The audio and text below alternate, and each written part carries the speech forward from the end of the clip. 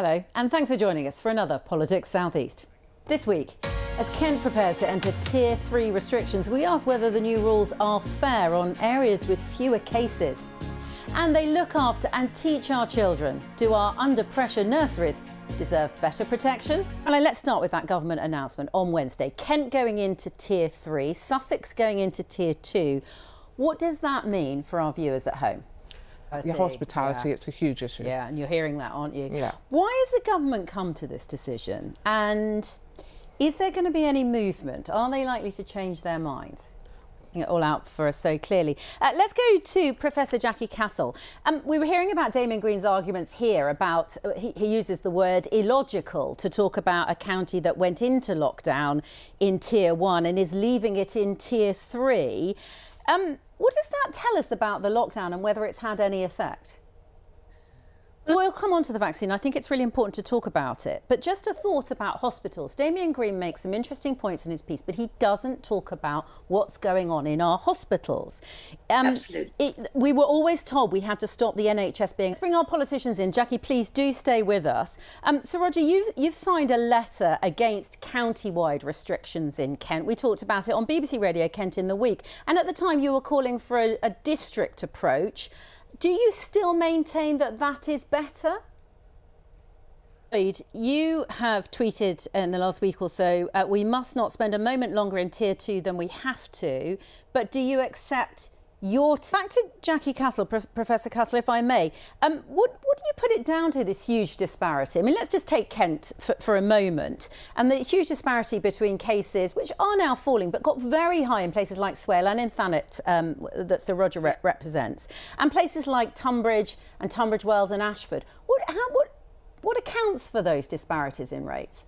People travelling from the Isle of Sheppey into Sittingbourne, when I say people, children travelling for school, hundreds of children travel, across boroughs in that way as well. So I guess that movement makes an impact too. That we really want to try and fit in a bit of talk about the vaccine and a bit about Christmas. Let's talk about Christmas briefly. If I could come back to you, Roger. The government is allowing for these bubbles for 5 days. I don't know about you, but I'm racking my brains as to whether it's safe to see my elderly parents over Christmas. My mum's absolutely adamant she wants to see her grandchildren. Is it safe? There are real risks here, aren't there? Lloyd Russell Moyle on this one. I was speaking to one of your Labour colleagues in Medway, Teresa Murray, recently, and she was making a similar point to the one Sir Roger just made, which I'm interested in. Schools. If schools break up on the 18th of December and people go and see their grandparents on the 23rd, that doesn't even allow for a 7-day isolation, even if parents are minded to do that. What do you think about schools and whether there's an argument that some schools might think about ending the term with a week of online learning or moving that week of learning to somewhere else in the year? Thank you. I do want to get onto the vaccine. I know it's something that you really wanted to talk about as well, Professor Castle. When is it going to start making a difference? Because I think there was such a stir of optimism, wasn't there, when we first started getting the BioNTech-Pfizer results back, the early results from the phase 3 trials, and then Moderna, and then the Oxford-AstraZeneca. When, realistically, is this going to start making a difference to people's lives? Quick thought, Sir Roger Gale, on vaccines and what difference you think this is going to make in your constituency, how you feel about the prospect of the vaccine. Throughout the pandemic, nurseries and preschools have performed a crucial role, allowing many parents to carry on working. Now, many nurseries say they haven't been properly funded for years and are now struggling, seriously struggling, because of the added impact of COVID. And Kent County Council has just told this programme it's concerned some parents will be too worried about COVID to continue using childcare. Could your child's nursery or preschool end up closing?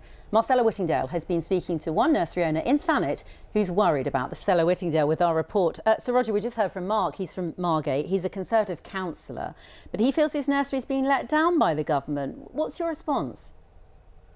Just hold that thought for a moment. Will I just get a quick reaction from Lloyd Russell Moyle about the arguments generally, and we can come back to the specifics of Mark's case in Margate. Lloyd Russell Moyle, we heard in the report that as things stand, the government won't continue top-up funding for nurseries that have seen a fall in demand. Would Labour plug that gap in every case?